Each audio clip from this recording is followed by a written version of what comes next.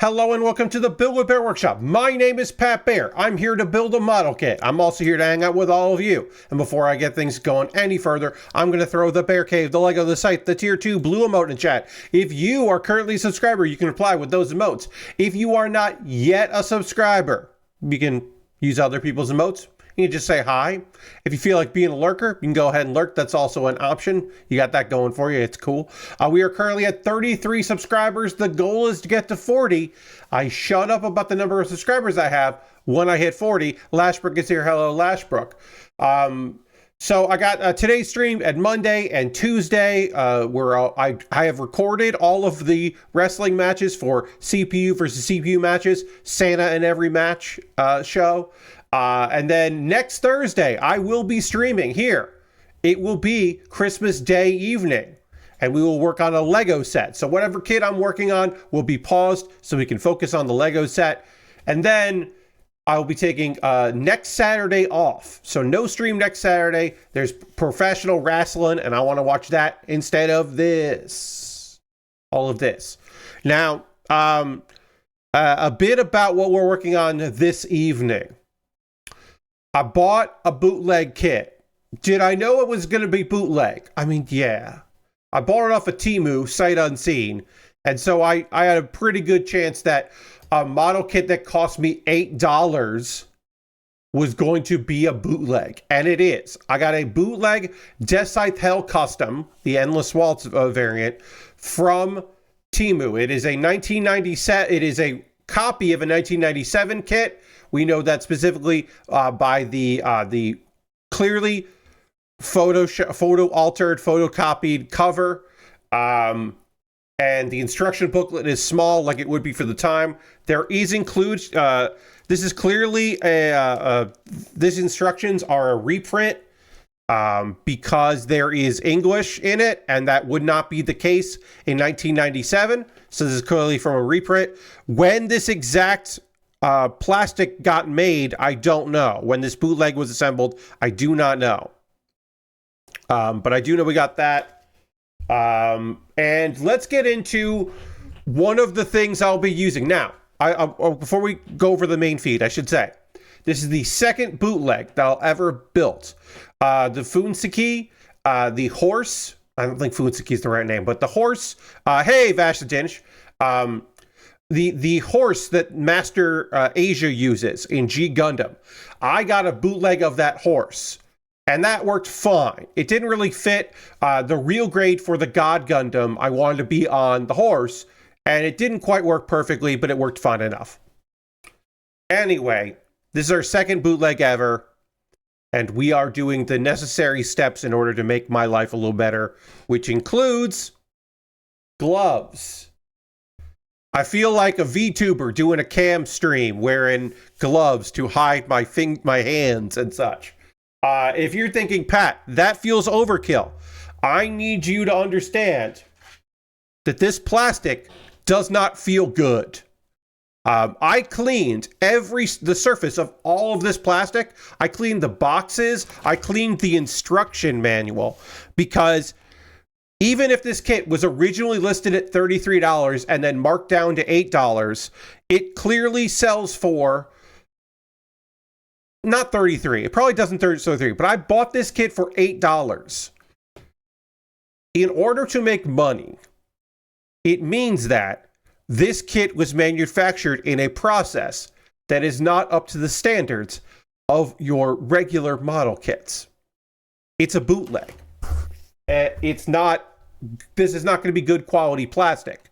It does not smell weird, Vash the Danish. I did do a bit of a smell test when I opened the box. Oh, also, if you didn't see the box, you can see here there are staples instead of glue for this box. This cardboard is corrugated. It's clearly the wrong paper. And then the most obvious sign, I should mention, this box was not in the photo. This photo here is the only photo in the listing. And I was like, well, that might be the real kit. I mean, it's not the real kit, but I was like, it might be the real kit. But this is clearly like bad news. So I did wipe down with disinfectant every surface of this box and all of the plastic, both sides of the plastic. And I've also kept all the plastic in the garage so that it aired out. But I still don't want to take chances with the plastic. So I am going to be wearing gloves, which will be weird. I should also mention that these parts fit here. But the other... Whoops, I dropped them. Hold on. Now, normally when you buy a kit like this, it would come like this, where all these parts are coming here. That part was broken off. These don't fit here, but it's clearly that they hand-assembled these to mimic how this sprue should actually look. But these don't fit together properly. This one did, so I just put those aside.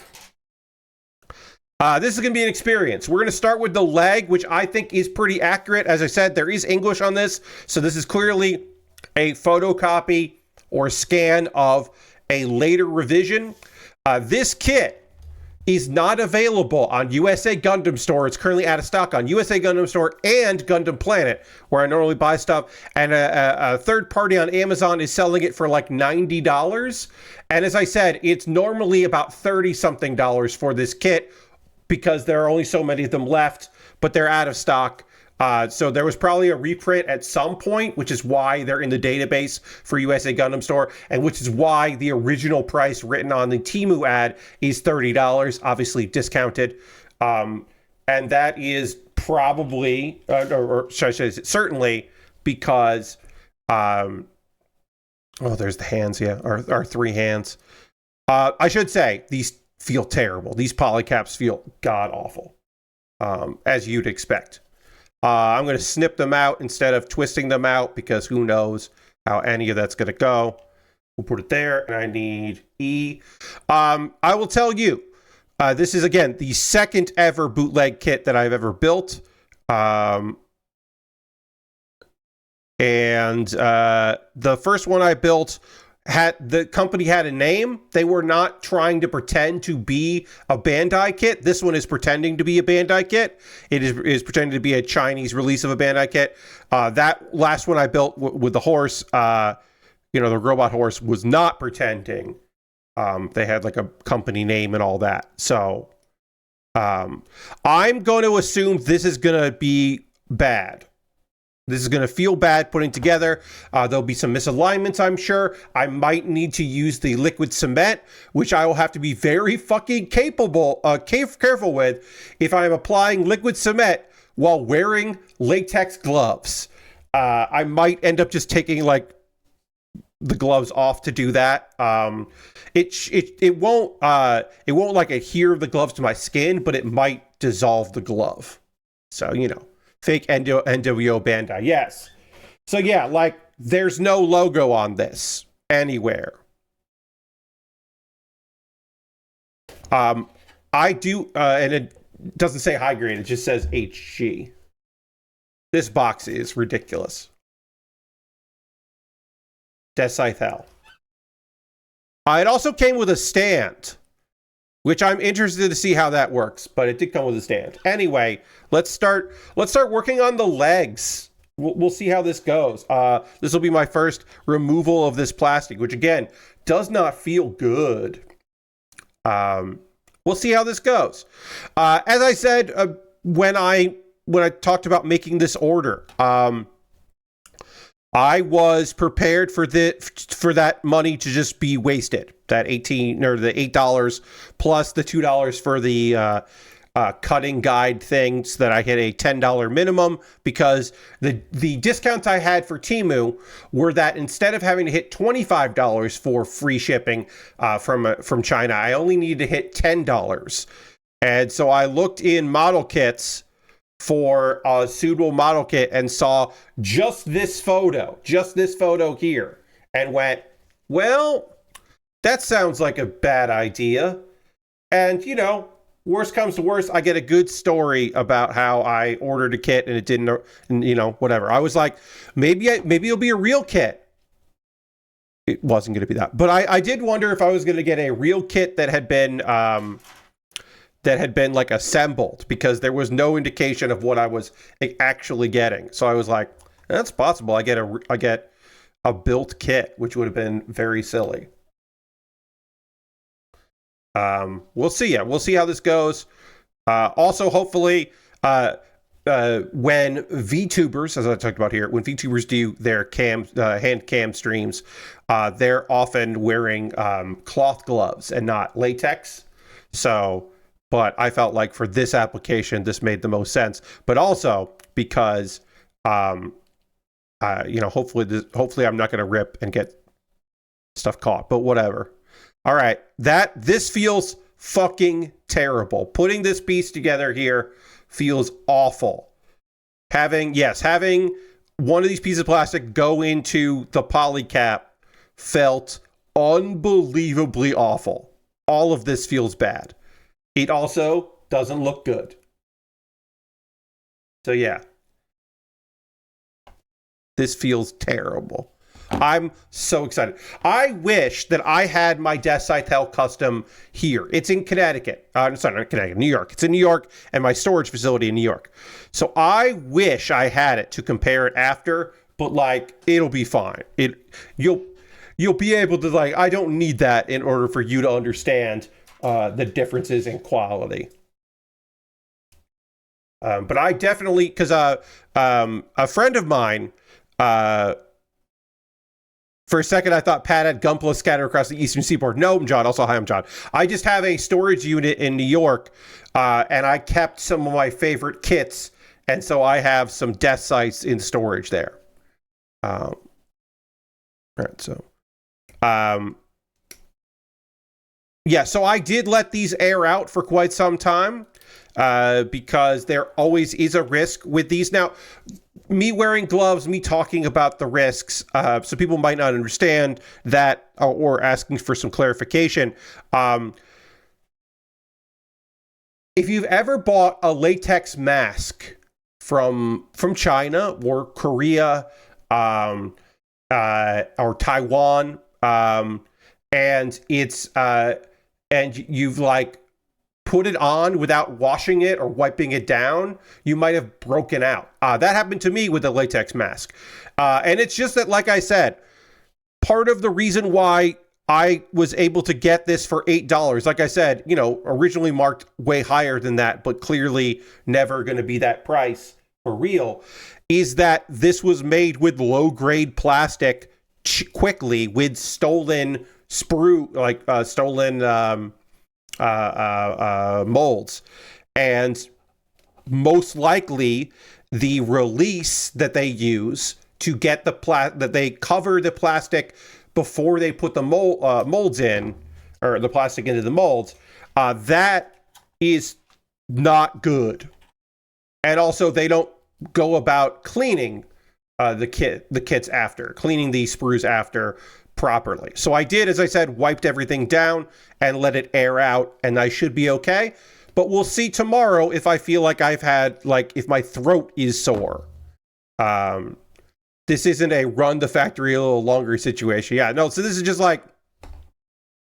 Now, high quality bootlegs by third-party companies that release we made ourselves this is a tall geese, based on these things. We don't call it a tall geese, but we put it out.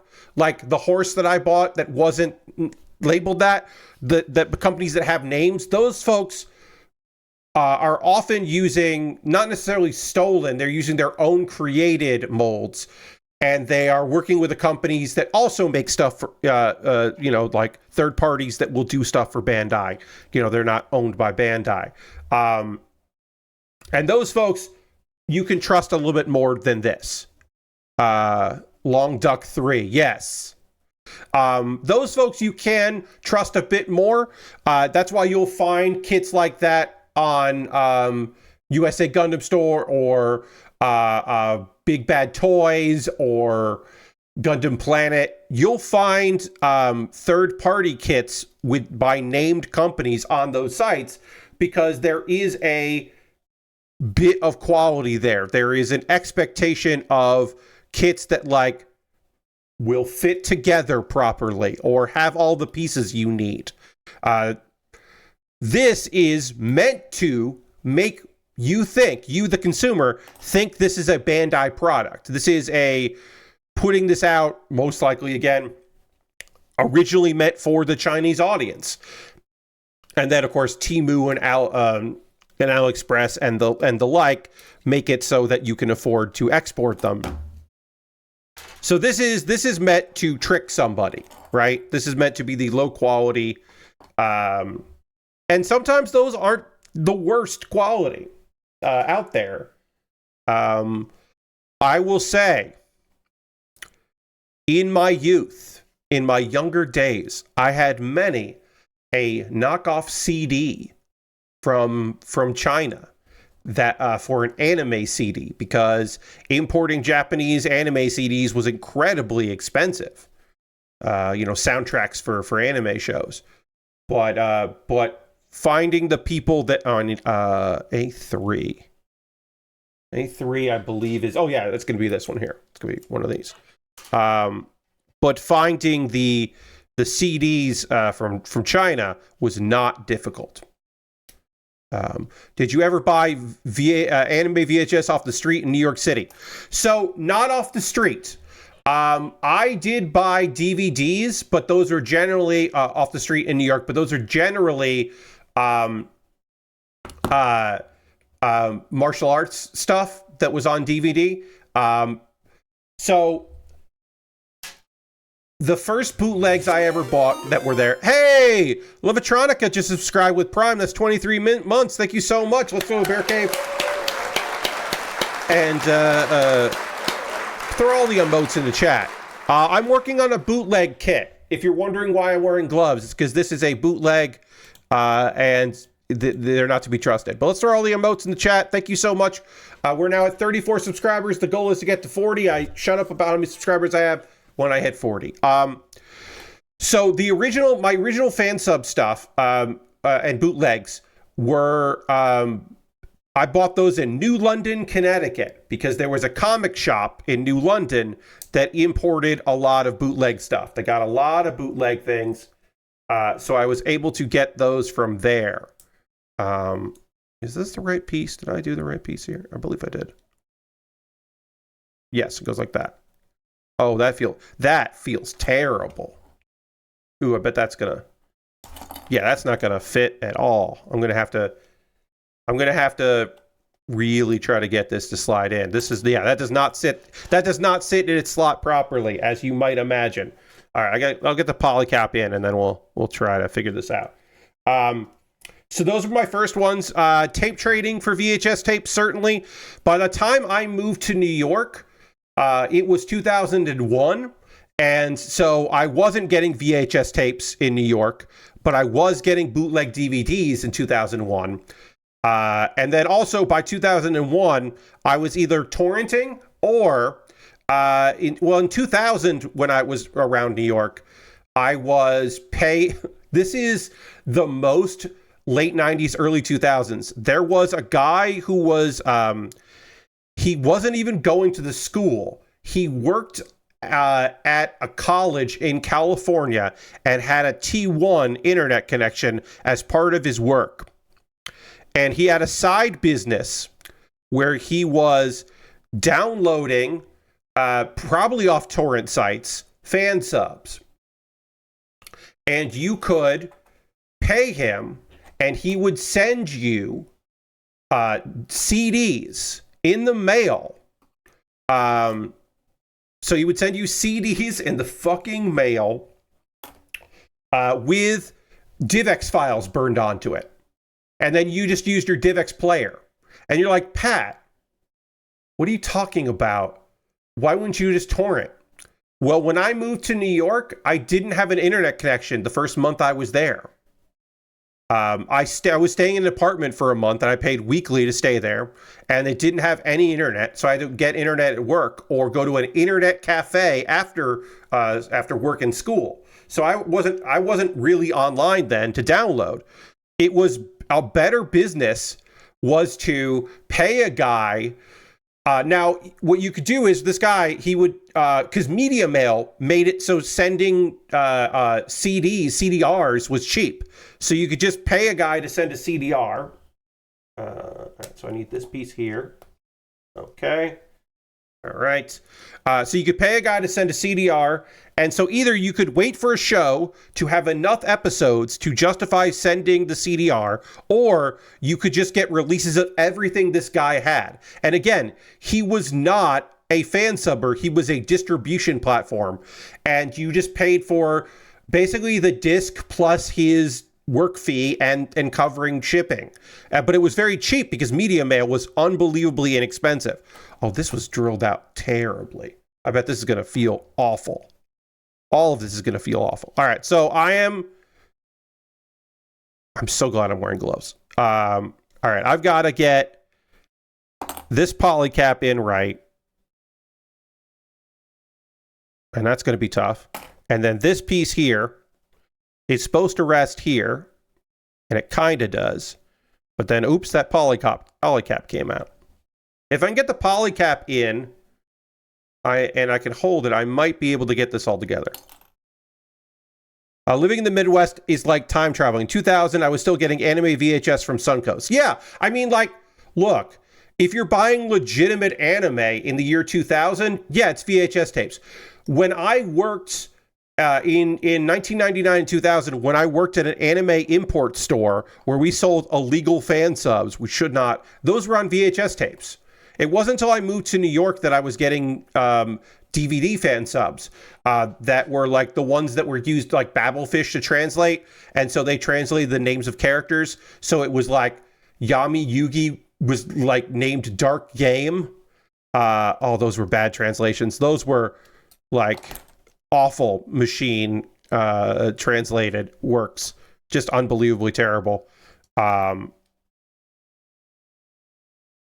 But that's, yeah, so you get like a bootleg DVD with like 10 episodes of Initial D on it. And you're like, all right, great. I got all of G Gundam fan subbed. The show was airing, but I got all of G Gundam fan subbed, including the episode that they didn't do a dub of originally, or they did a dub of for the home release, but didn't broadcast the dub of G Gundam. I got the entire series on 3 DVDs in a box set in New York at Image Anime. But yeah, I worked at Charms Animation and Gifts. And when I was first working there, they sold VHS tapes. They sold a ton of VHS tapes to people that would buy one tape, and then we would check the tape and send them on their way. The owner would go to New York every like month or two to restock, to buy stuff from a supplier. They were taking people's hard-earned work on fan subbing and mass producing those fan subs. There were people that fucking hated us, but nobody near us were any of those groups. Oh my God, this feels awful and looks bad. You're going to hear that a lot. I've talked about all this anime shit before, but so speaking about Mjon talking about the Midwest in 2000. So imagine this, Mjon. It's 2001, and you're watching like anime on Adult Swim, Toonami. You're watching some anime, and you're like, this show looks awesome. I would love to go buy an action figure or of this show that I like. Damn. My GameStop doesn't sell anything like this. They don't import anything. They don't have anything in stock of the stuff that has been has a U.S. distribution through Sony or whatever. Yeah, your GameStops just had games, right? My GameStops had action figures in New York. KB Toys had action figures of anime stuff. I would buy, there were imports. There's Forbidden Planet, the comic book shop in New York, which is maybe owned by the people that own the one in the United Kingdom. I actually don't know. They had action figures. There were a bunch of comic book shops that would import stuff. And I would buy those things. And I would sell them on eBay to mostly people in the Midwest who were buying stuff from New York, or they were buying stuff from California.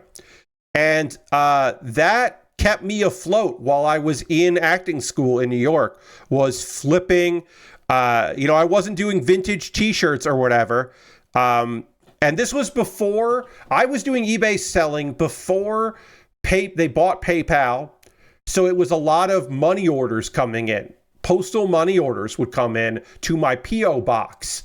And then I would cash those postal money orders and then mail people shit. Like that is, and so I would, people would buy stuff on eBay. This is before eBay took a percentage of how much you sold. It was just like, it cost so much to list a product on eBay. And then every photo you added cost a little extra if you wanted to add a lot of photos. But I was selling stuff on eBay. You probably sold my brother Dragon Ball Z figures. Yeah, I might have. It's within the realm of possibility. One of the things about that era was, eBay didn't take a percentage. I made a lot of money. When KB Toy Stores went out of business, was going out of business, I bought so many figures of like, not just anime stuff, obviously, but like X-Men figures and wrestling figures. I sold so many goddamn wrestling figures to people in the Midwest and the South, just like places people couldn't get. Scooping up KB Toys stuff was gold back then. Yep, I got a bunch of shit there. And then eventually eBay started coming down on people and charging more money for listings, and PayPal made things easier when you could pay that way and you didn't have to wait for a money order, and you could get paid like when it closed instead of having to wait or send a P.O. box address to somebody and hope that they can get you a check, or, oh, they didn't send a check or money order. They sent cash in an envelope. Great. Well, that's easier, but stop mailing cash, you teenager. A friend of mine wanted to get into screen printing anime shirts, like taking the highest quality image we could find online and screen printing onto white t-shirts, like really wanted to get into that business. But the line on, and I was interested in that, our line on a used one shirt press that ended up like breaking, and they were like, we'll sell it to you for even cheaper. And we were like, I don't want a broken, like, this is before YouTube. So I didn't know anyone that knew how to repair a fucking screen press, nor did I know how to operate a screen press. This plastic does not like marker, which I'm not surprised about. It's not shocking to find out that I don't need to really panel line this. I panel line the white and it looks okay, but the gray did not seem to take any of that marker, and I'm not surprised at all about that. We'll use the eraser pen here. Oh, wow, yeah. I bet the marker isn't even going to come off this. I'm going to have to be very careful about that. But yeah, I made good money for a long time doing flips. Sometimes it wouldn't hit. Sometimes it wouldn't. But sometimes somebody would pay for the McFarlane Toys Vash the Stampede because, like, Trigun was out and popular, and the DVDs came out, the official DVDs came out, and suddenly, I couldn't keep those in stock at all. And I would go and whatever, and I would go to Chinatown and look for wholesalers of toys and stuff, and then, like, in English, try to negotiate and be like, can I buy, how many, like, minimum? And I would say minimum. And then sometimes they would say no. And then they would say no. And because wholesalers want your card, but also they were working in Chinatown. So they didn't actually want my card. They wanted to make sure I wasn't a cop. So I would go minimum. And sometimes they would go 50. And I would go, oh, no. 15? And they would go, and they would write down 50, and I would look and go, no. And I would write down 15, or I would write down 25, and they would go 25. And then I would buy like 25 Gokus that were of a quality, and I would sell, and then I would have to put up like 4 at a time or 5 at a time, and not like all 25, because then they're not gonna, people aren't gonna be going out, you know, they're gonna be trying to bump the price up. But yeah, our boy Vash, I'm guessing you're not watching Vash Stargaze in 2016 since you didn't watch the previous season. No, I don't plan on watching Vash Stargaze. I am happy for people that liked Stampede. I am stoked for y'all. If you liked Stampede, I am so happy that you are getting more Vash stuff, more Trigun. But I didn't like it. I only watched a couple episodes, but I did not enjoy it. I don't like how it looks. But yeah, I did that for a while, and then eBay started increasing their fees, and also I got busier, and I also got more work in New York. I've talked about this before, but I'll just say, I did a lot. I handed out flyers to people in Times Square for comedy shows, and I handed out flyers for a touring company. But I did a lot of that. I did a lot of flyer distribution, like putting flyers into people's hands, try to get them to go to shows. I did that quite a bit. And I was pretty okay at it. But I did that. I worked before I got a job at UCB. I did a lot of that. I did call center stuff very briefly. I was very bad at call center stuff. And so I stopped doing that. And then I did a little bit of working in a shop, but I didn't do much of shop work. But I did do some.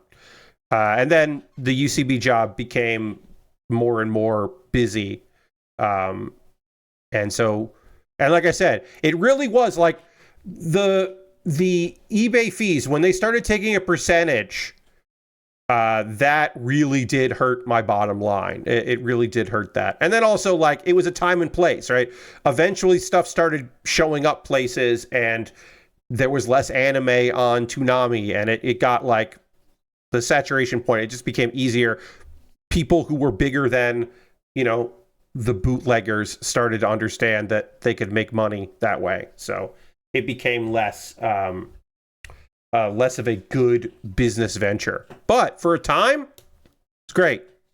Yeah, eBay competition went up, certainly. But also, like I said, the cuts just started getting worse and worse. And it was not viable to continue to do it. But for a while there, it's pretty great. I did help my friend for a lot. One thing that was nice is I had a friend who was still doing the vintage t-shirt business. He would go to, you know, like clothing stores in New Jersey and buy vintage stuff and then flip it.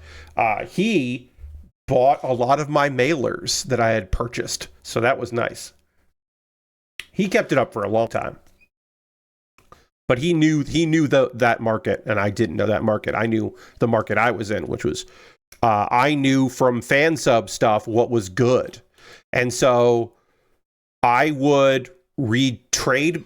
This is insane to say, but I used to read trade magazines to find out what anime had gotten licensed and acquired. Now, some of that you could find out because fan sub groups would stop fan subbing a show, and you could read on their like websites or whatever that they were stopping because the show had gotten licensed. But I would read the trades that they would read to find out, like, you know, it's like, okay, Cartoon Network is picking up the following shows. And you'd be like, okay, Cartoon Network's picking this and this and this up. Okay, that means that in however long these shows are going to suddenly be popular with people, I gotta buy that anime. I gotta buy the figures for that.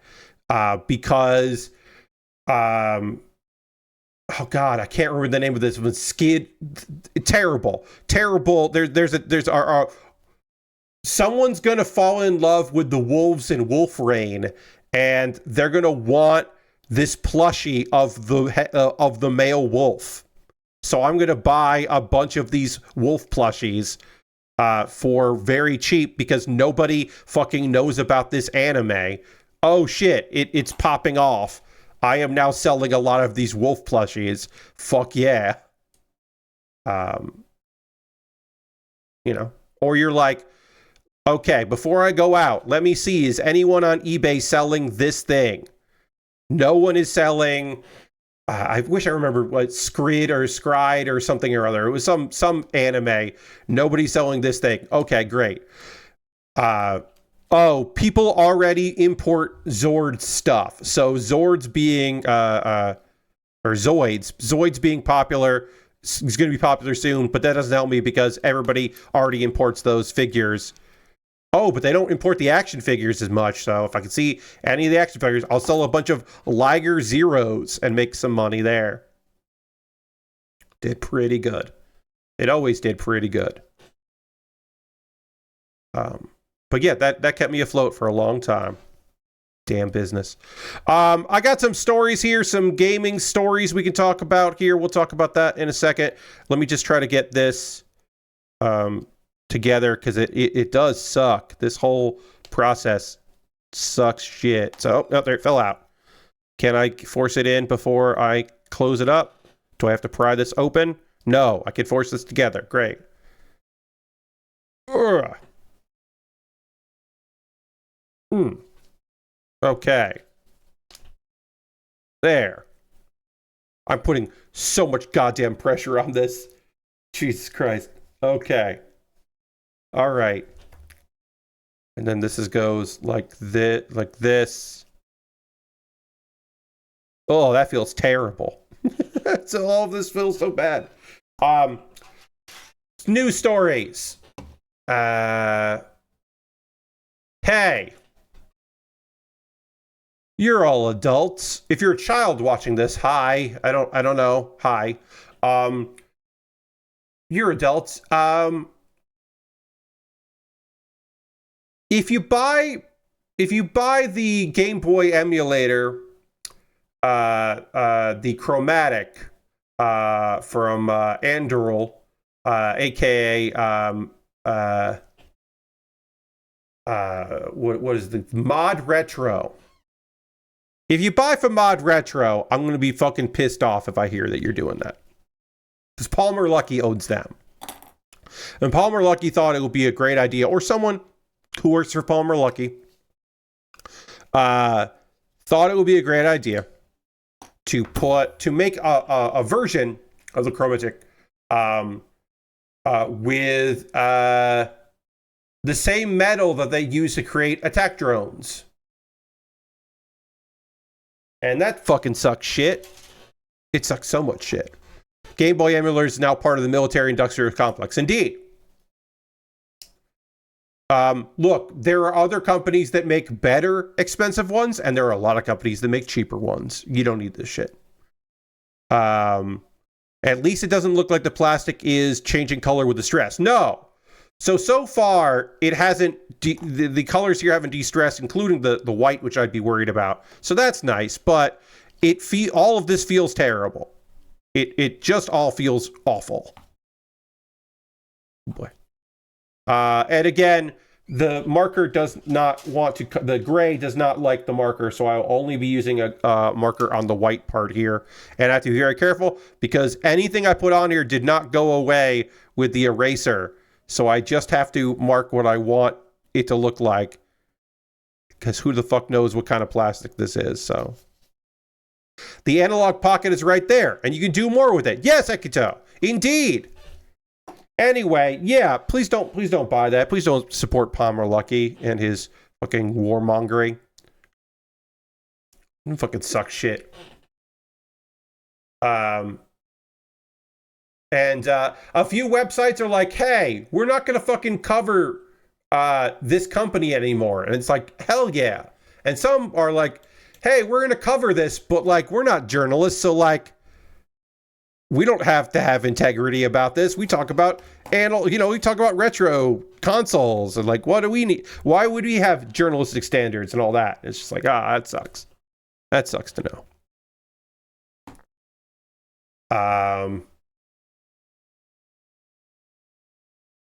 The Indie Game Awards. I did not cover the Indie Game Awards on this channel. Time Extension did an apology piece. I generally trust them. Yeah. So yeah, a few companies or a few people that were covering this stuff were like, hey, yeah, we shouldn't be covering this. You're right. And some of them haven't.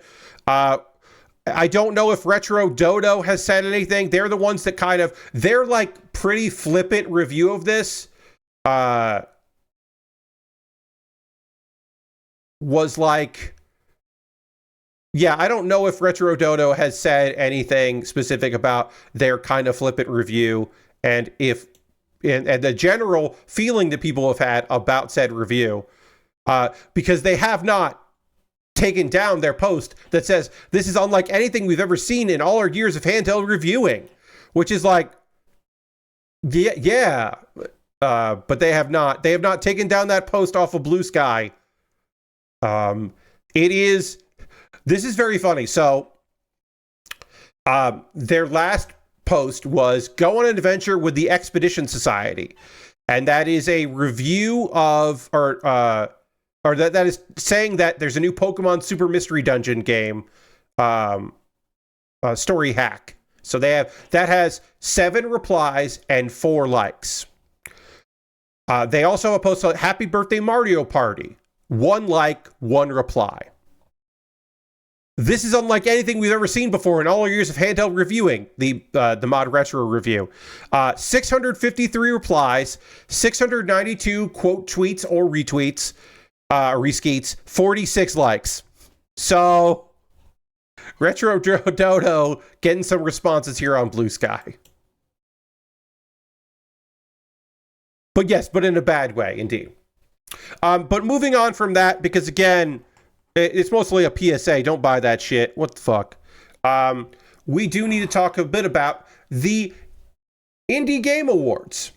So the Indie Game Awards is a small group, but they have Giant Bomb contributes to the nomination committee and voting. And there are a few big sites and small sites that take part in this. And their game of the year was Expedition 33, as you would imagine.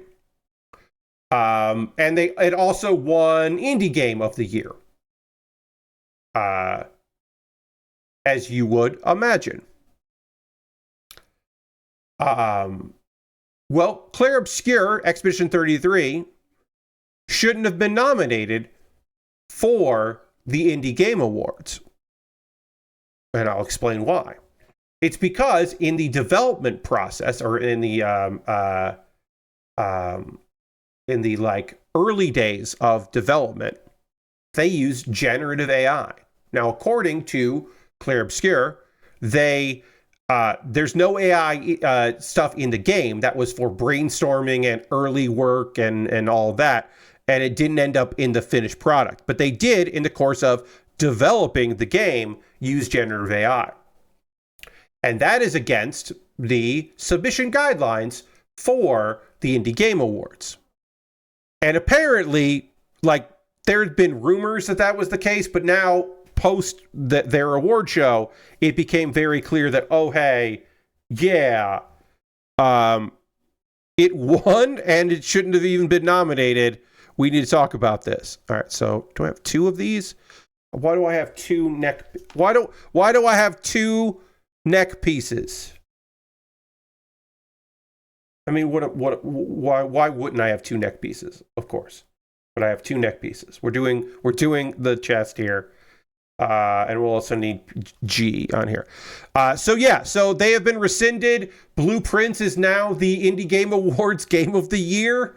And I believe, I can't remember the name of because I don't have it in front of me, so I apologize. I can't remember what game won the indie, but it wasn't Blueprints. It was another game won that. So basically, whatever came in second became the new game of the year for them. I need G. F, G. Okay. And that's interesting. Part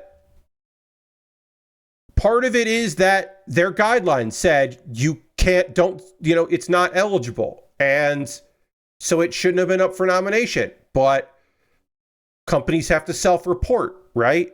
And so if you don't self-report, then it doesn't show up on there. And so it's like, is the use of AI, like it obviously for this particular category or for this particular award show, like a small award thing, they're like, hey, yeah, we're sticking to our guns. Like, that's the thing.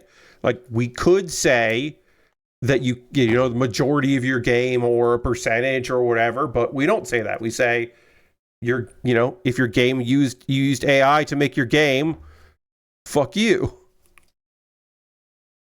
Wait a minute.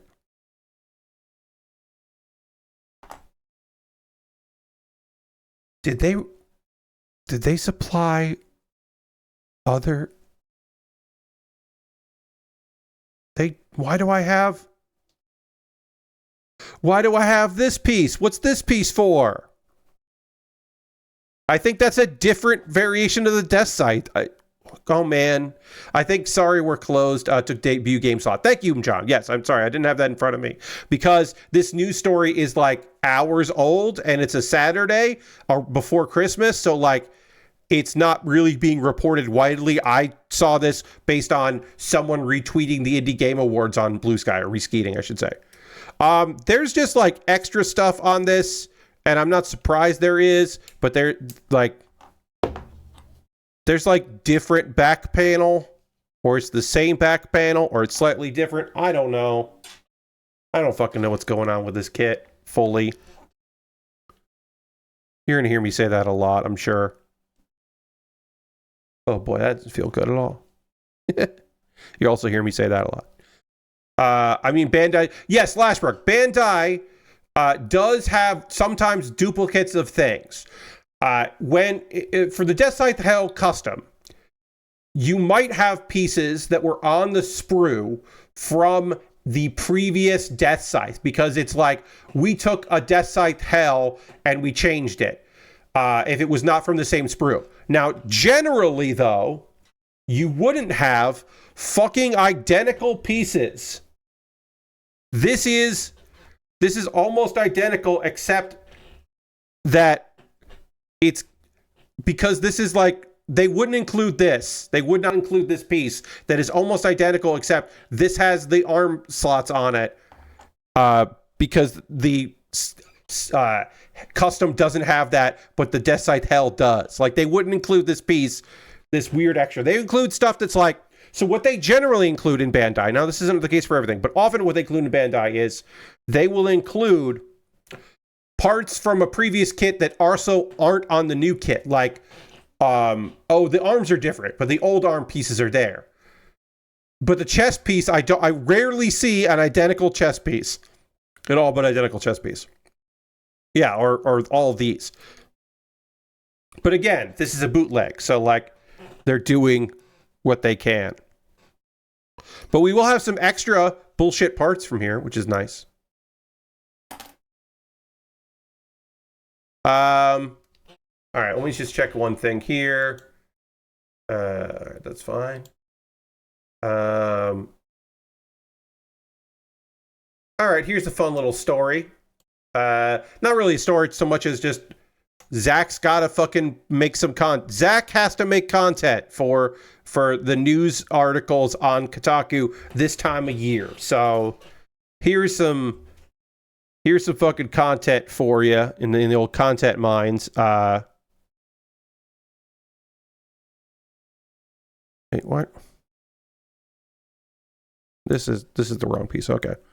I got the wrong piece here. I don't know which one is the one I needed. I need B6 and B7. Okay, this is B5, so I don't want this one. I want this one. Got it.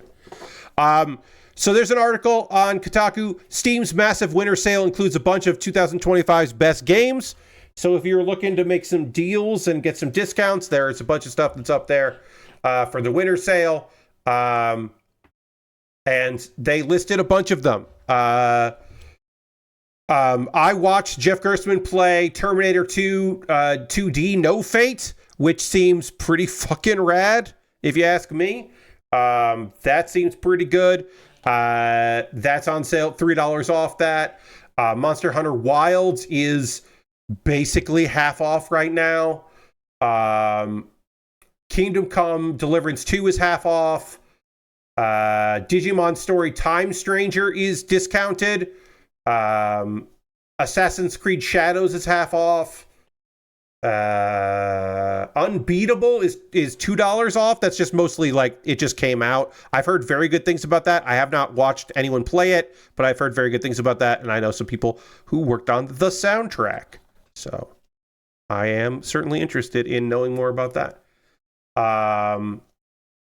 Ball Pit is $4 off. Once Upon a Katamari is $10 off. I am thinking about getting that. That's on my wish list. Thinking about it. Haven't yet. And then some older games are on sale. Cult of the Lamb is about half off. Shadow of the Tomb Raider and Rise of the Tomb Raider are like for dollars. You just get them real cheap. Star Wars Outlaw Ultimate Edition is $40 instead of $130 because it's the Ultimate Edition. Deep Rock Galactic is $9. Some people in the multiplayer crew were like, hey, should we get stupid into Deep Rock Galactic? And that was not voted highly. We decided not to get stupid into that. But we could have for the price. Dredge is $9.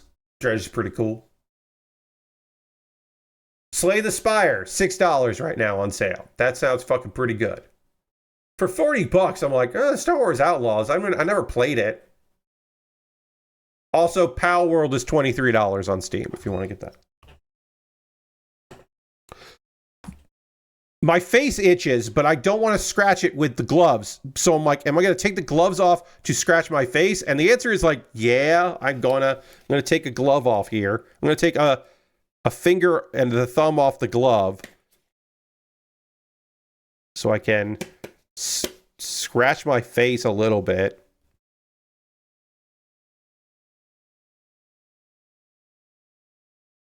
But I don't want to do it with my gloves on.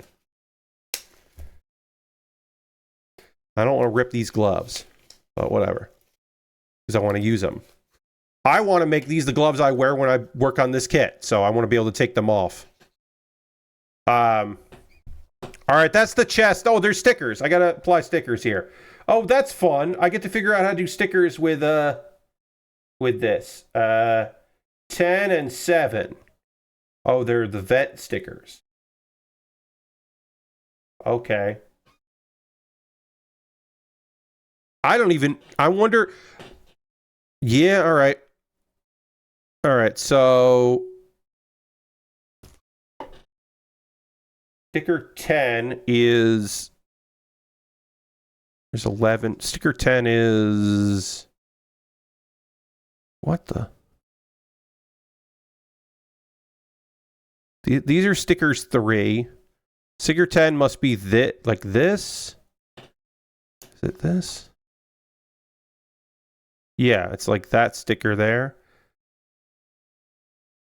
That's sticker 1 and then 2. Is it this sticker? This is fun because like this image is terrible. Sticker 7. I mean, I don't have to apply any of these stickers, but I might.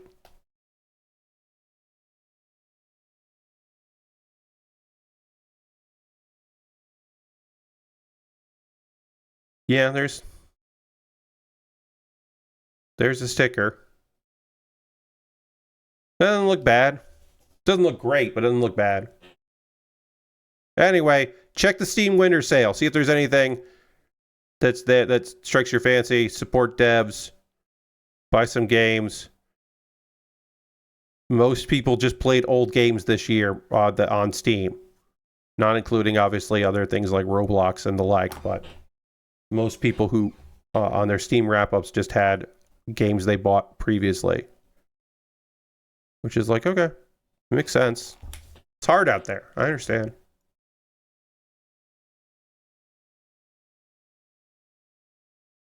All right. But the game I put the most hours in this year, oh, the second, because the Hearthstone doesn't count on Steam. I put the most hours into Hearthstone and didn't spend $1 this year on Hearthstone. But the game that I bought that I spent the most time on was Nubby's Number Factory. I put a lot of fucking hours in that game. I think I played like, there was a thing where Steam was like, hey, you had a 21-day streak of playing a game on Steam every day for 21 days. And I was like, that's Nubby's Number Factory. That's how many days in a row I played Nubby's Number Factory, because I wasn't playing anything else that many days. All right, that kind of works. What was on your Steam wrap-up? Nubby's Number Factory was the number one. WWE 2K25 was there. I don't remember everything on my Steam one. But also, like, I play Hearthstone every day. It's not on there. Helldivers 2 was up there for me quite a bit. But yeah, it was stuff that I play, some hours in. I put a bunch of hours into, like, I had a habit of playing Jackbox with some friends, so that one definitely made the list quite a bit here. Power Wash Simulator 2 came in right at the end, because I certainly played a lot of that. So yeah, some stuff.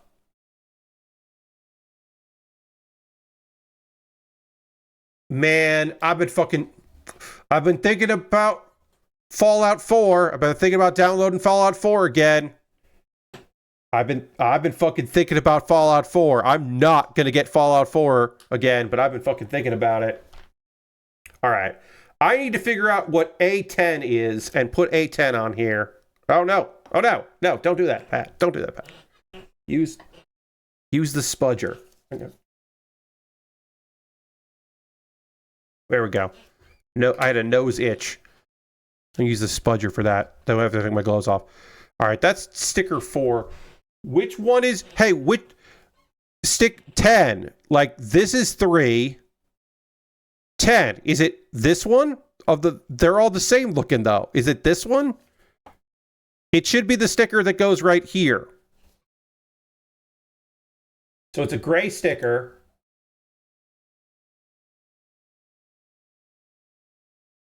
And then it goes up to the neck. So it's this one, right? Like, that's the one it should be, right? Yeah. And I think there's some extra stickers on this kit. I want to give this thing the fair shake. Did something... So, John, they put out an update to Fallout 4. They literally put a patch out because of the... and also some references... hey, Lord Crashington. They put out an update because of the second season of the show. So they put an update out with some references to some things to kind of help promote the show. All right, is this sticker just too long? Is that what it is? That's possible. This sticker might just be too long, but it should go here. Now it is... Look, there exists the possibility that this isn't the right sticker for this job. But also, it's, I think, more likely that I'm not fucking up and this fucking bootleg gave me a big sticker that is too long for this job. But I'll put this sticker here.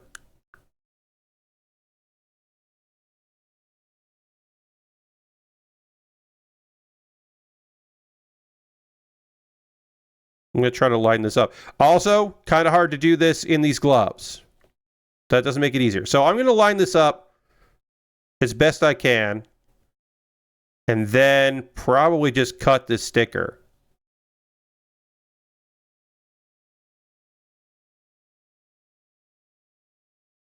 Well, I guess I could just, yeah. Yeah, I think I'll just...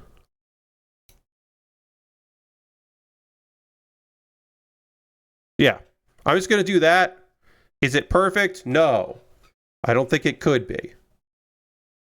Really, the only stickers I actually care about are the eye stickers. I think everything else is just going to be fine. When do I do the head for this kit? Is it last? Yes, the last thing I do on this kit other than the scythe. And the wings, I guess. Sure. Oh, shit, it's after 10. Let's take a pause for the cause. Talk about ways you can support the channel and everything I do here. because sometimes you might want to support what we do here. You don't have to, but you might want to. I gotta do one quick thing. Hold on, I'm sorry. It's after 10, and also I didn't update Nightbot on a thing, so I gotta update Nightbot. All right. Nightbot has been updated. Okay. Now is the part of the stream where I'm going to talk to you about ways that you can support me and what I do here. Everything I'm about to tell you is optional. You are under no obligation to do any of these things, but if you would like to, well, that's fucking rad. That would be great. I would love that. First and foremost, if you're currently a subscriber to the Build with Bear workshop, you can throw the Bear Cave, the Lego, the site, the tier 2 blue emote in chat. Being a subscriber is the easiest way to support what I do here with cash money or your Prime Gaming token. If you have Amazon Prime linked with your Twitch, you get a token. You can use that for anybody. If you want to use that for me, that would be great. Love that very much. You can also gift a sub. You could be like, this is Nick, and gift a sub. I'm currently at 34 subscribers. I'd love to get to 40 by the end of this year. That would be great if we could hit 40. So if you would like to become a subscriber, you could do that. Again, through cash money or your Prime Game token or gifting a sub. That would be great. There are other ways to support what I do here. That's just honestly the easiest, is just to do that. But you can also join my Patreon at patreon.com/PatBear and join the $1, $3, $5, or $10 tier. There are different rewards for different tiers. Consider joining me on Patreon. I would love that. That would be great. Normally, my $10 patrons vote on stuff I work on, but this is a Deathscythe, so it jumped the queue, and it's the next thing I'm working on. But they'll vote on the thing that I work on after this. Unless there's a Lego set I got, or whatever. You understand. Now, I have a YouTube channel at youtube.com/PatBear, and subscribing is free. If you want to support me for free and not spend a dime, subscribe to my YouTube channel, please. There's also a thing called memberships, and for just $2 a month, you become a member. And when you're over there for $2 a month, you become a member. You get my Wednesday videos on Tuesday. So you see a video before other people see a video. That's pretty cool. That's pretty neat. That's another way to support what I do here, is to go over there. Those are all monthly ways to support me, but if you want to do it just once in a while, you want to throw $1 or $2 in the tip jar, well, I have a Ko-Fi and I have a PayPal, and so you can do that, and it's like a little tip jar. Everything I make through direct donations through YouTube, which includes AdSense.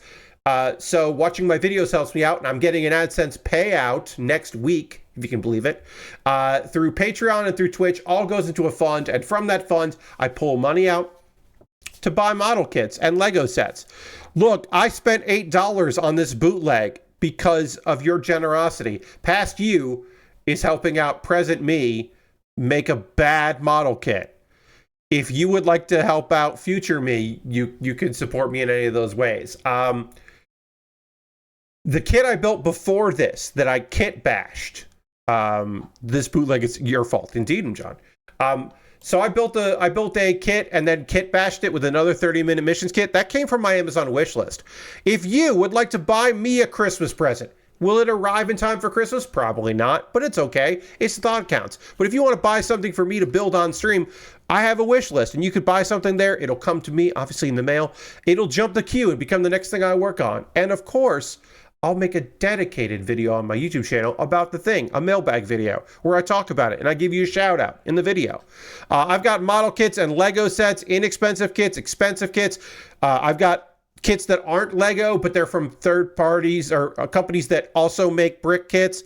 I've got nonsense companies that make things that I bet are terrible to put together, but things that are very expensive and things that aren't too expensive. And if you see something on the wish list that you'd like to see me put together, well, you could buy that. You can sort by price and find something cheap, or sort by price and find something crazy expensive. But maybe you're just like, I don't know, Pat, I want to see you build a pink flamingo out of Lego.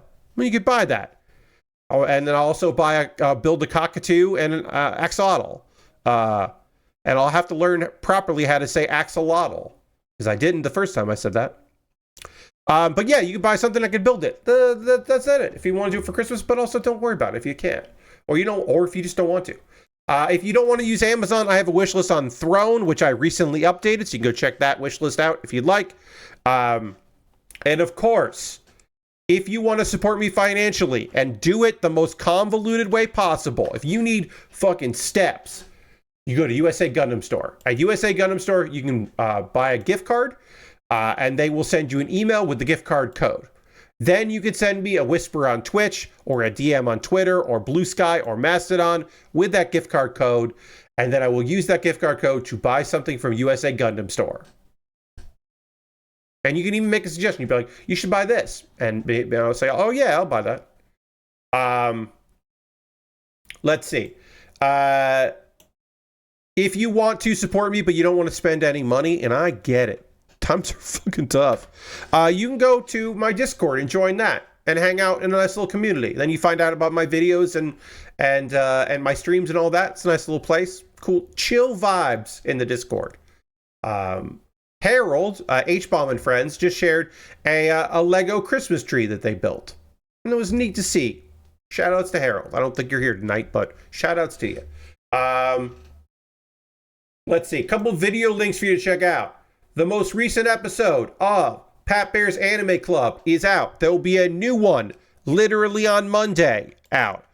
But right now, I can tell you, you should watch this video for my anime awards, my year-end awards, where I gave nominations in Biggest Disappointment and Worst Trend, and also like Biggest Surprise and Best Reference in New Panty and Stocking with Garter Belt, like Best Pop Culture Reference, like a bunch of categories. It's a fun little thing. I like doing that. Sometimes it's negative, sometimes it's positive.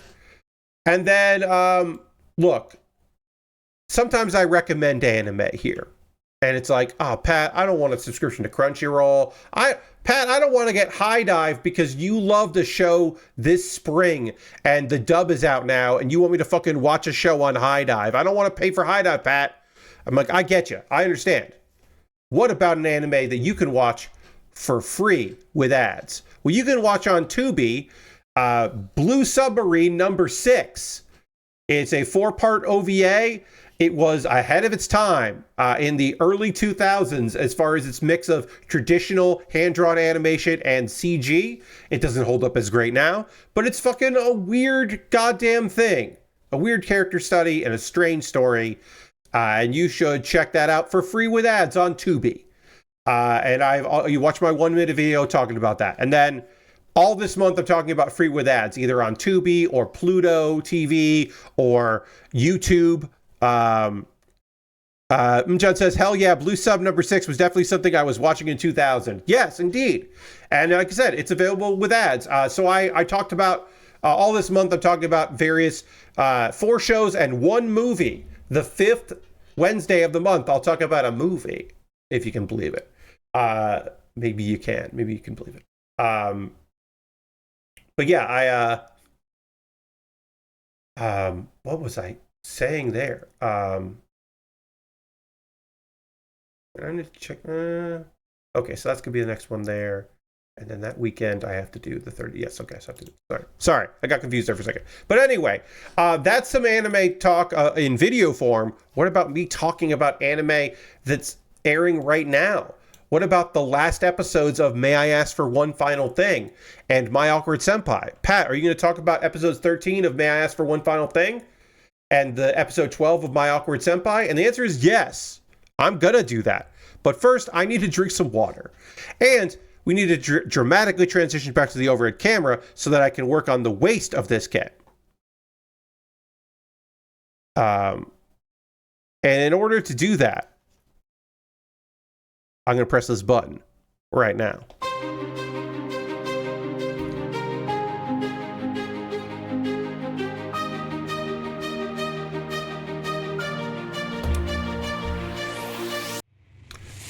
Well, John wants me to hit the dance button, which I will.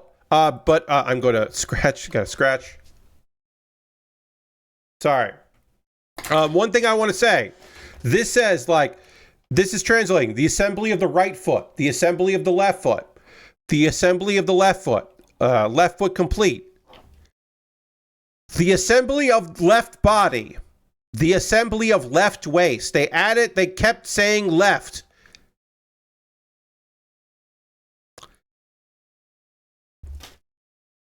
This is all top tier. Anyway, if you've never watched the stream before, John just activated the dance button using channel points. Thank you for using channel points for something silly like this. Every month there's a new dance song. This one's holiday themed, and here we go.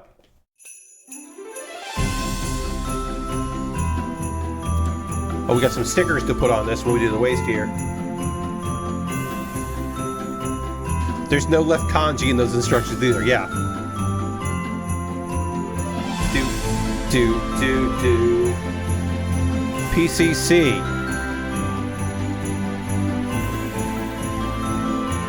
Ugh, this is hard in my eyes here. I gotta make sure this is the right polycap, otherwise the side skirts aren't gonna fit in. This is all A, this is B, these are C here. Okay, these are the C's. So I gotta take the C's out. I mean, look, it's totally possible that the side skirts aren't gonna fit into these anyway, no matter what I do, but I'm gonna at least put my best foot forward. I didn't do any paneling on this because the black marker didn't show up at all on this, so I'm only doing it on the white plastic, of which there is only a little bit more when I get to the wings. So, but yeah, all right, I got 2 polycaps here. We'll get some of this together. While I talk to you about the final episodes of May I Ask for One Final Thing and My Awkward Senpai, very different shows. I talked about, on Monday, I talked about the last episode, or the 12th episode here. So, if you haven't been watching this show, our main character, Scarlet, she's doing her fucking best. She is trying to just fight the isekai girl who is who's been basically taken over and led astray by a goddess who is just trying to ruin everything because humanity worships a god that this goddess tried to get with, and the god rejected the goddess. So the goddess Palmia is just like, well, then I'm gonna break all your shit. And so Scarlet, who is a no-nonsense fighter, she is not a lover, she is indeed a fighter, is like, fine, I will punch my way to victory. Now, some brainwashing happened, and Julius, the crown prince, who has theoretically, possibly feelings for Scarlet, has been brainwashed, and now he's fighting Scarlet, and there's no way Scarlet will fight her betrothed. They're not betrothed, but whatever. But like her boyfriend, the guy she's with all the time, the handsome prince. There's no way she's fighting him. She has no fucking problem fighting Julius, because she's like, yeah, whatever. I don't have to kill him. I just have to fight him. Whatever. I'll fucking fight him. I don't care. He's weird. And also, like, yeah, she's got justice on her side. Now, of course, justice is allowing her to fight people. That's her form of justice. So they fight. It's pretty great. Terranase is just like, wait, what? Who is, again, possessed by a goddess, is just like, you're just fighting your lover? I don't even know what's going on. She's like, that we're not lovers. What are you talking about? So then she's just like, well, I'll have him kill himself. You won't want that, will you? It's just like, I mean, I'll probably stop you. And then she, so she then tries to steal Scarlet's blessings from Scarlet's god, by making it so that her blessing can't be activated, which does slow Scarlet down. And then she's like bragging. She's just like, do you even know what Julius's power is? Like, you can't even activate a heroic tale, because it's his ability is all based on helping the person that he loves. Like, you know, if he kisses someone that he loves, then the power will activate and he'll be able to actually protect them. But like, that's not going to work for you. Because it has to be mutual. And she's like, well, I don't know. If he loves me, I guess I think he's kind of cool. fine. Scarlet kisses him and activates Heroic Tail, which gets rid of Terraneza's spell. And Julius is fine. Brainwashing is done. Everything's kind of cool. And now it's time for Julius and Scarlet to team up because, Palmia, the evil goddess, is flooding her powers into Terraneza. Which is, eventually, Terraneza is just going to die. Because even with regenerative powers, no human body can hold that much god powers. And so, like, this girl is going to die. All right, I need stickers 2 and 1. 1 and 2. These, oh yeah, there they are. Okay, these stickers here are 1 and 2. Okay.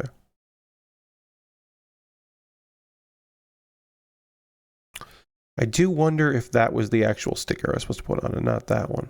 I'll find out later. I might have cut a sticker that I thought was the wrong sticker, and really I need to apply this sticker, but whatever, I don't... Now that I'm looking at it, yeah, that was maybe the wrong sticker, but whatever. It's fine. Nobody's looking for detailed, proper stickers on this fucking nightmare of a kit. So they're working together. They combine their blessings. So Scarlet gets through all of the defenses that Terraneza has and gets just one cool punch. This fucking rules. It's so good. If you like bullies getting their asses kicked anime stuff, Scarlet punches a lot of people that deserve to get punched. And so she just breaks through the defenses, slows down time, lines up a fucking uppercut, and sends that girl fucking to the moon. Sends her into the sky. Like, literally problem solved. Get out of here. Terraneza's defeated. Diana gets her powers back. The other goddess, the little goddess gets her powers back, or little saint, gets her powers back. They're saving stuff. They're having some good times. Diana finds out that Dios, the guy that's kind of been helping her, is related, that they're related. She didn't know. So now they can be together and like, she's got family, and that's great. Let's see. Leonardo, who is Scarlet's brother, is like, hey, turns out the religion is being disbanded. All of Palmania's forces are surrendering, so that's great. They're gonna get rid of the whole thing, which is like, yeah, hell yeah.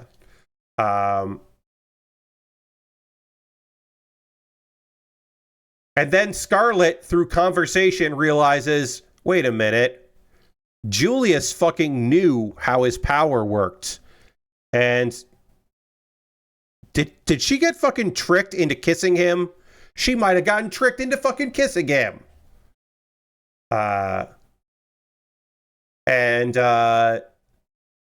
Julius decides that he's gonna fucking put the moves on Scarlet about, like, teaching her the right way to kiss. And the episode and the series ends with her dashing towards him, prepared to punch him. And that is how the series ends. This is a fun show. I really like it. Is it for everybody? Of fucking course it's not for everybody. I don't know if it's for you. It's an isekai in the sense that one of the main characters was isekai, but Scarlet was not. It is just a power fantasy show. But I'll say this. There aren't a lot of power fantasy shows in modern anime where the overpowered main character who seems very few problems and beats up the bad guys is a lady. And that's pretty great. So for that alone, I think it's pretty fucking rad. And worth checking out. If you want to see a lady do cool shit. This feels so bad. Holy shit. Oh man, okay. All right. Holy shit, this feels awful. All right. We got the lower part of this one. The final scene was very good. Leo is definitely going to die at a young age because of Scarlet. Yes. Leonardo is definitely going to die of the vapors or a heart condition because of Scarlet. He becomes less important in the manga, which is probably for the best. All right, so we're going to work on the right arm, which includes the shoulders, and there are some stickers that need to get applied, stickers 3 and 11, which are these stickers here. A little bit of white there instead of plastic, which is fine. So we are going to move on as I talk about the last episode of My Awkward Senpai, which is great. Oh, sorry, the last 2 episodes, because I haven't talked about episode 11 yet, because I was going to talk about last Saturday, and then Saturday's stream had to cut off due to internet connectivity issues, which was, I believe, mostly on my end, or all on my end. So, Azusa, our senpai, who is awkward, who is just trying to be the best senpai she can to her kohai, and neither of them have really understood the feelings they have for one another, because it's an anime, and this is a romantic comedy anime, so there you go. Let's see, that's D. Which one is... Oh... It's this one. Oh, okay. It's over here. Great. All right. So.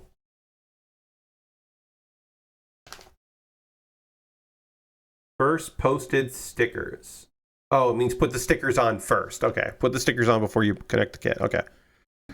We do have a little bit of extra rubber stuff on here, so we'll just kind of trim that away, which is fine. That's the least of our worries.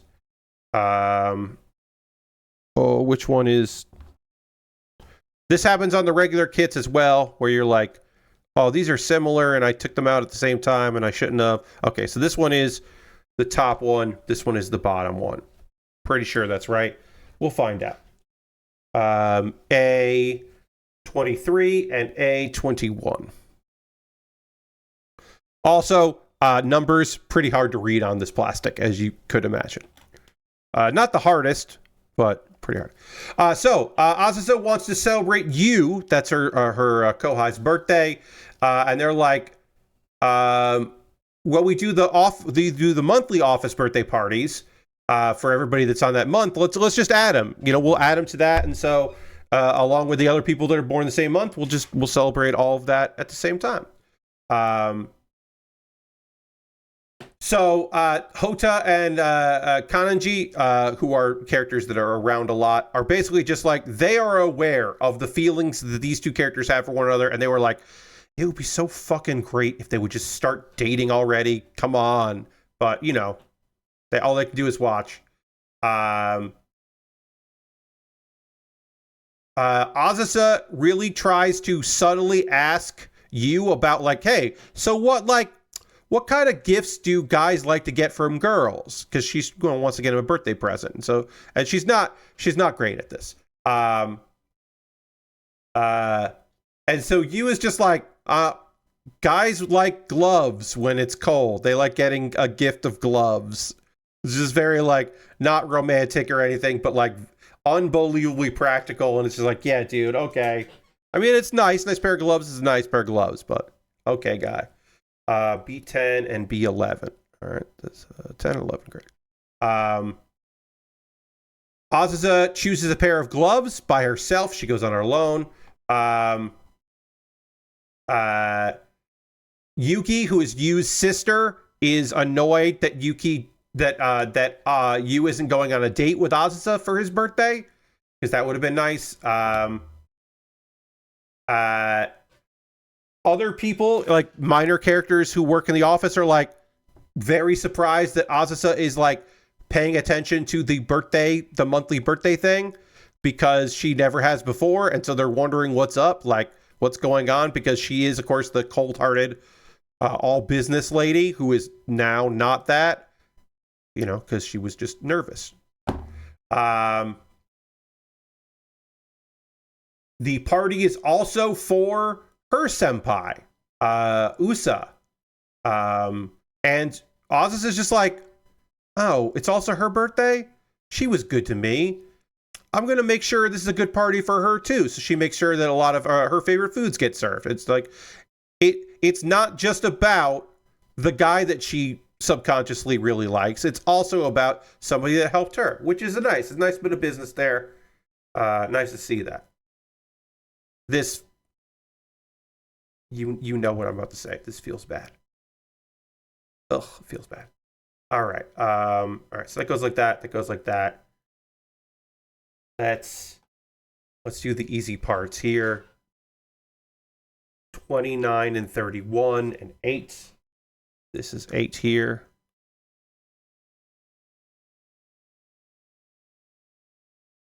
We'll do that one first.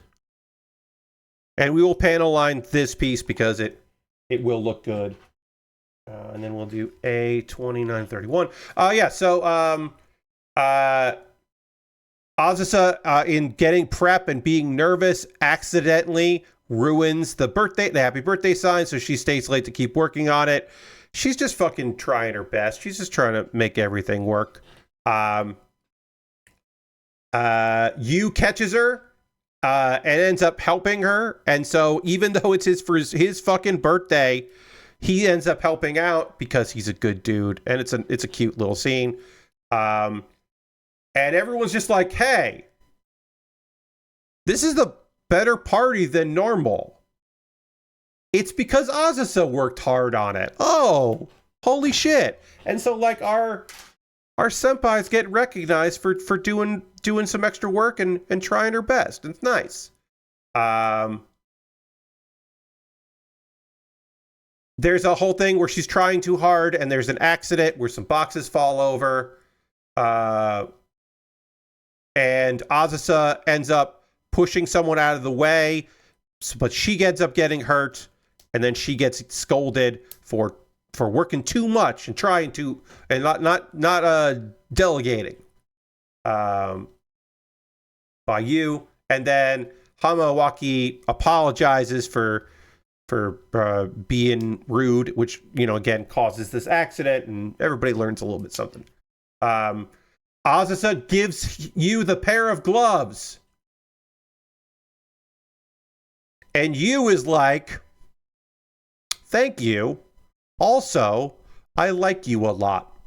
That's our episode 11. Episode 11 is the confession that is like, hey, I like you more than just as my, as like a senior employee at this job. And just like, oh, shit, all right. What a fucking crazy thing to say when someone hands you a birthday present. All right, good going, dude. Azusa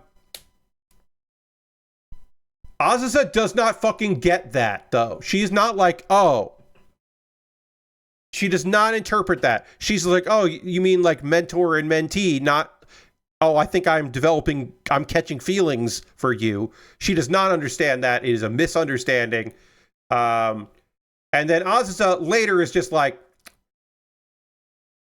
drinking with the friend is like, he was confessing.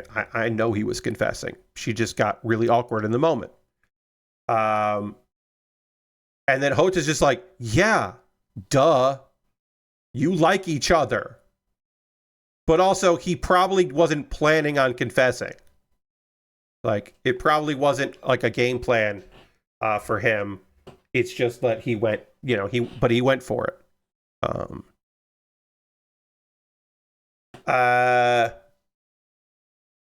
Let's see. And then Yu is busy drinking, and he's like, man, I didn't mean to confess at all. I just kind of wanted to put it out there, and like as the possibility that like maybe we could be like more like, oh man, I think I fucked this up. Like he's really taking this hard. Let's see, A5. Okay. And then like, hey man, you got to be honest and blunt, because she probably doesn't think that anyone could possibly like her because of her personality and quirks and stuff. So like, if you like her for real, you got to tell that girl. You can't just like be coquettish or like float an idea out there. Like, you really, if you like her, you got to tell her that shit. I mean, not in those exact words, but to the effect of that. All right, let's see. Can I get this sticker out properly?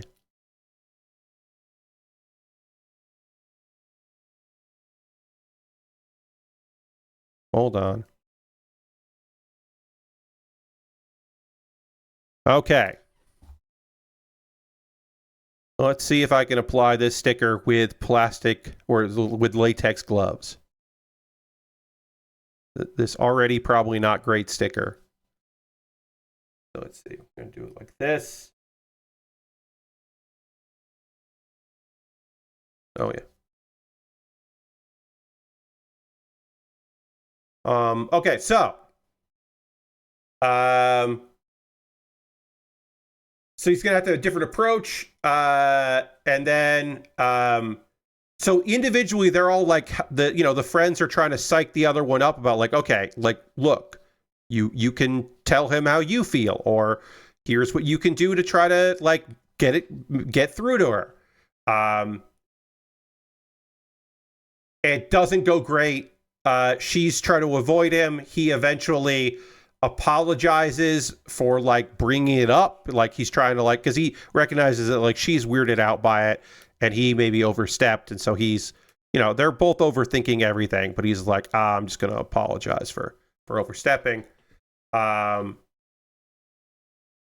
she's like very confused why he's apologizing, and then she kind of just gets mad, and it's just like, this shit is unbelievably sitcom, but I also absolutely love it. She's just like, you're pissing me off, guy. All right, here's what we're going to do. We're going to date for 3 months and to see if it works out. So you and I are going to be in a relationship for 3 months to just see what the fuck happens. And then she runs away. And then they're like, good job. The friends are like, great job. Just like, don't overthink it. Just enjoy your 3 months and see where it takes you. It's just so fucking funny to be like, you're pissing me off, guy. All right, we're gonna date for 3 months. It's just gonna be a business. And then they go to a ramen restaurant, and that's the end of the episode, and the end of this season is we're gonna go to a bunch of places and spend time together. And I'm sure there will be more awkward misunderstandings and miscommunications along the way. This show is fun. I like romantic comedy anime that feature adults. That is the thing I like. Y'all know that at this point. And these adults were trying their best. And I like them. They're fun. This arm feels terrible, as you might imagine. This feels bad. And flimsy. And bad. Oh, yeah. The plastic that is not polycapped feels like rubber. Everything feels like rubber. Except for the polycaps, which just feel like plastic. This feels like a kit I bought for $8. And it is a kit I bought for $8, but it fucking feels that way. You know what I mean? You know what I mean. All right. So that's it for those two shows. I thought that they were both fun. I don't know if you need to run out and watch either of them, but if you're looking to catch up on some stuff over the holidays, I think My Awkward Senpai is fucking cute as hell, and you would enjoy it. So maybe you want to check that out. May I ask for one final thing? I think you gotta like that genre of stuff.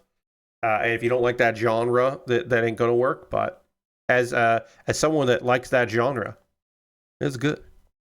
It's real good. All right, let's look at the hand.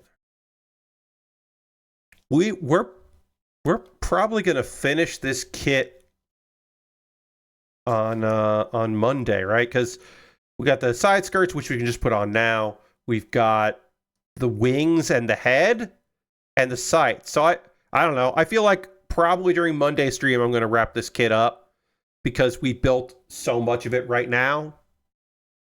That's my guess. So I will put a poll out tomorrow for my $10 patrons about what I should work on next, and I'll get stuff from the backlog out, and they can vote. Because it might be the whole stream, but I need to know, because the Lego set that I'm going to be working on Thursday, which is Christmas Day evening, that set will not take the whole stream. So I will need to have something to start after that's done. So I will do a poll tomorrow for my $10 patrons about what I should be working on there, and they can let me know. But what I want to do right now is I want to hear from you, friends. What are you watching right now? What are you playing? What are you up to? What are you into? What do you got going on? I always love hearing from you about those things. So please let me know if you're up to anything. You got anything going on for the holiday? Have you been watching any holiday movies or TV or anything like that? I told you that I did watch Muppet Family Christmas, which I absolutely love. It is one of my favorite holiday movies. I've watched that. I am planning to watch that again next week and get a second viewing in.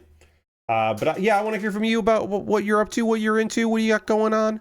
If you got anything going on, let me know. For me, I played some Helldivers 2 today with some friends, which was real good, with my multiplayer crew. Then also, I got all of the matches for my stream on Tuesday done. I think I mentioned that at the top of the stream. All of the matches in WWE 2K25 CPU versus CPU matches. I record them ahead of time because some combination of my gear and OBS and that game caused my computer to freeze twice. That happened. Now, I do have a new power supply since the last happened, so it could have been fixed, but I don't know if it was fixed. So instead of taking any chances, I just record them ahead of time. But I recorded all the matches. The CPU versus CPU thing is going to be...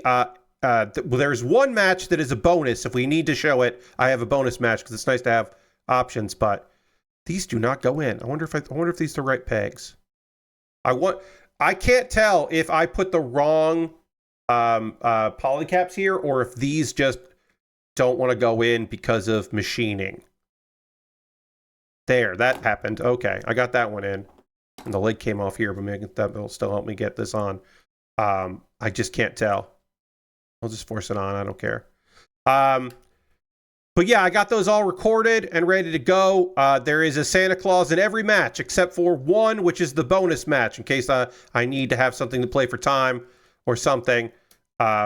But I think I timed everything out. But yeah, I got 5 matches, all different varieties of matches. This will probably be the last time I stream WWE 2K25. I didn't get any of the DLC, but I don't really want it.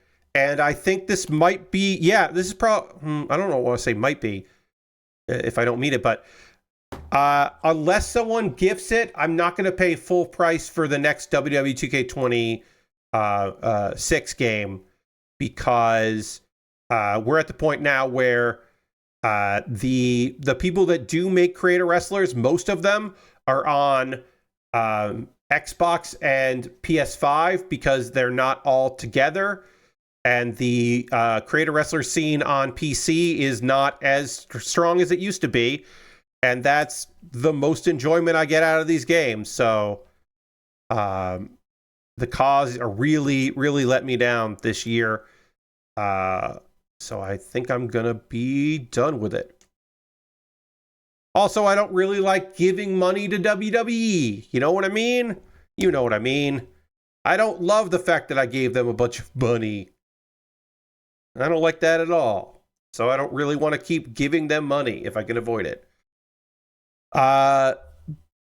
Mjon says, are they even doing 2K26? I thought they were taking a break. As far as I know, the last time they took a break was a few years ago, but I'm pretty sure they're going to do a yearly release. Like, I don't know. WWE 2K26. Let's see. Apparently they dropped a tease for it, so at some point. But nothing official. But certainly nobody who talks about those things are saying that. Let's see. What did Slam Wrestling says? No, just mobile games. Okay.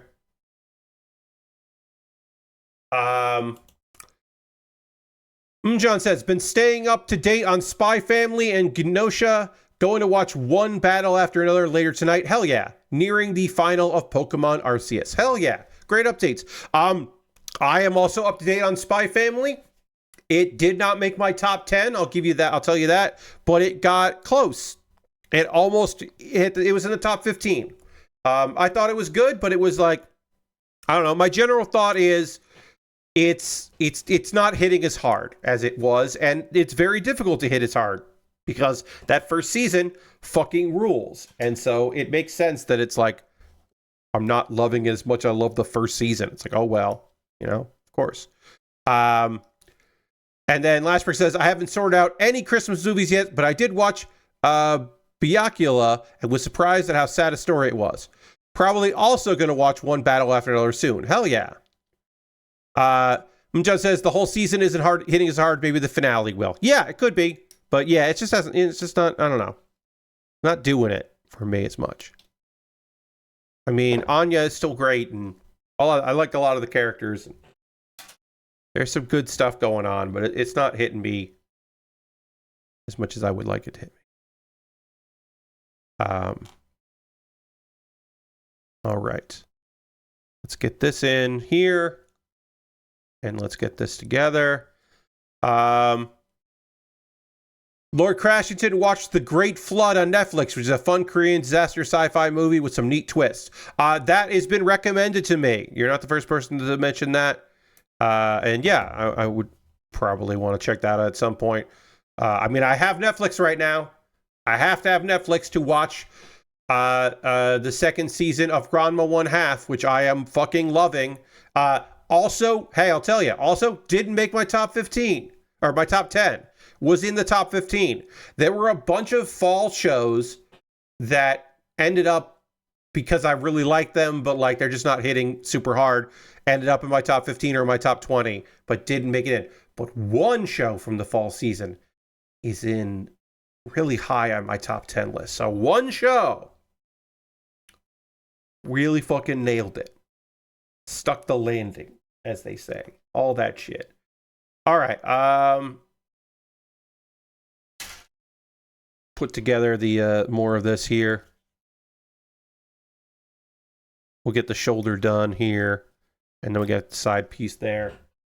When we get that done, I'll feel good about that, because then we just have the head and the backpack and the wings and all that to do, which is not too much. Again, this is a kit from 1990. This is a bootleg of a kit from 1997, so like it's not the most incredible kit in the world. It's not the most detailed thing. And this is again a fucking bootleg of that, so I'm not expecting the world. But it's not it ain't the worst. It ain't the worst.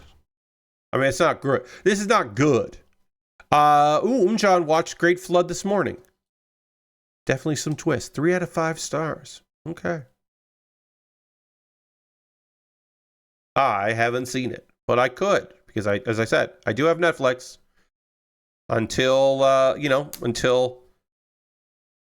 the beginning of next month, and then Netflix goes away for a while because I don't have any reason, unless at the end of the month, when I do my I do my recommendations and looking at the head, and I do the winter preview. If there's a show that's coming out on Netflix that seems really good, I'll keep Netflix. But if there's not any anime that seems really good for the winter season, then I won't keep Netflix, and I'll get it again when I need it for stuff. That is, I am on a, is there an anime or a show that I really like? Okay. Basis with Netflix right now. And I am the same way with that with High Dive. I did not get High Dive this season. So the couple months for High Dive, because there wasn't anything I wanted. But this is fucking weird. This has not happened in a long time. I did not watch any anime. I only watched one anime this season that was not on Crunchyroll. Which was, on Netflix. I watched Ranma 1/2 on Netflix. Everything else was on Crunchyroll. And that's weird. It's weird that it happened this time around, but it did. This does not feel good at all. This feels bad. Lashbrook's probably not going to sub to Netflix until One Piece Season 2. Yeah, I mean, it makes sense. And then John says, now it's the time to burn out on Netflix. Yeah, this month I'm going to... Hey, weirdly enough, friends, in the Crimbo Limbo, or the Holiday Taint, however you like to call the week between Christmas and New Year's, I got very little going on outside of these streams. I got very little going on. I'm going to have some fucking time to watch some stuff. So I'll get through some Netflix stuff. No problem. Yeah, this feels bad. I do not like calling it the Holiday Taint, says John. Well, it taint Christmas and it taint New Year's. But yes, Crimbo Limbo is probably better. Here's the thing. Holiday Taint, I think people understand what that means. Crimbo Limbo, not a lot of people know what I'm talking about when I say Crimbo Limbo. Crimbo Limbo is more fun to say, but I think that Holiday Taint reads better and people understand it better. I still have to do, you know what? I got the time. Let me put some fucking stickers on this thing. Let me do one more piece. I don't have to rush out of here because only 1 hour of Collision aired today, and it aired at 2:30 p.m., so there is no West Coast replay. I need to see it. I haven't seen it. I want to see Jack Perry versus I want to see all. It's an hour. There's some good stuff. Alex Winter versus Mercedes Moné. I want to see that. I want to see Speedball versus Jack Perry. I've heard good things about that. So I want to see that. I want to see them things. All right. So 11 is the tiny one. Tiny one we'll put on first, and then 3 goes on there. Lord Crash says, I watched some Rob Reiner movies for the first time with The Sure Thing. That was a fun rom-com with some early roles for familiar faces. Yep, indeed. And Stand By Me. Man, Stand By Me is fucking an unbelievable movie. It's just like an incredible movie of young actors like just fucking really trying their best and really going for it. It is, it's just fucking fantastic.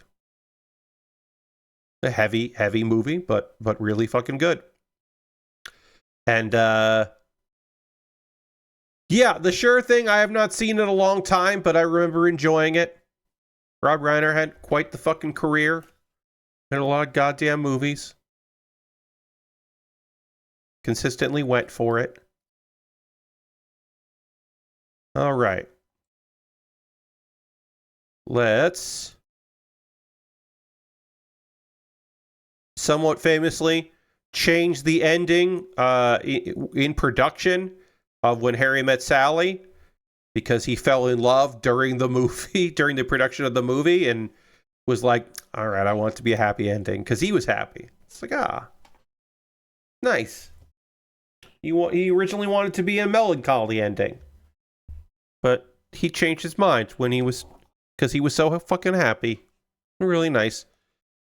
I recommend watching him talk about that, but not in his conversation with Drew Barrymore, because Drew Barrymore's interview style makes me want to die, which is disrespectful to say.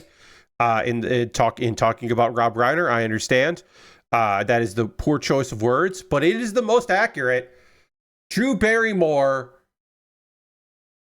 her whole fucking vibe as a talk show host makes me feel bad, and it's cringe. It is just, it's fucking cringe, y'all. It's unbelievable. Don't watch that clip of her talking about it, because it gives me the chills.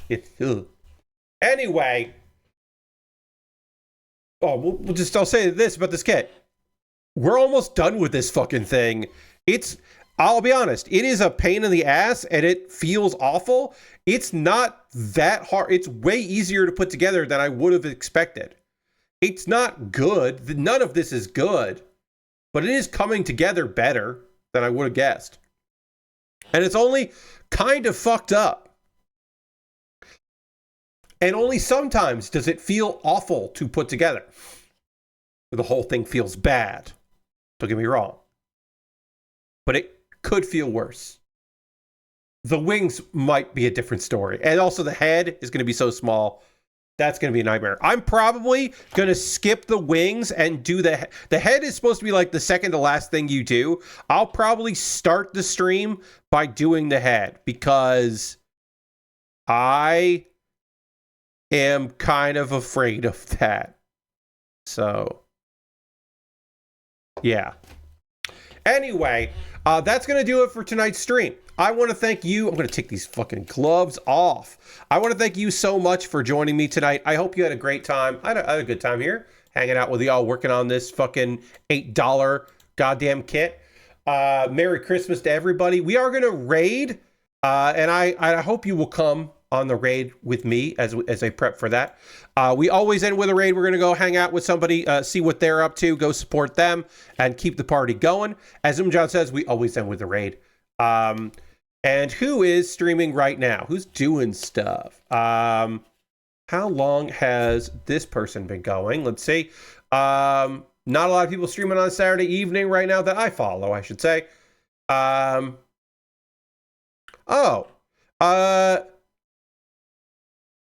Crossing New Horizons stream from Witchy TQ. TQ is streaming. I don't know. She's been going for 4 hours. I don't know how much longer she's going to go, but TQ is good people. And TQ has cultivated an unbelievably positive, lovely community. So I always want to go and support TQ. I don't know how much longer they're going to go, but also they'll raid somebody cool. So if it's not a long stream, we'll go hang out with TQ for a bit. But I hope you all had a great time. Come back on Monday as I finish this model kit and then start something new, maybe. I don't know. But it'll be fun, and we'll talk about some manga I've been reading. We'll finish off the last show that I've been watching this season. I hope you all had a great time, and I hope you come back on Monday. Thank you for being here. I'll see you on the next one. Goodbye, everybody. Goodbye, goodbye, goodbye, goodbye.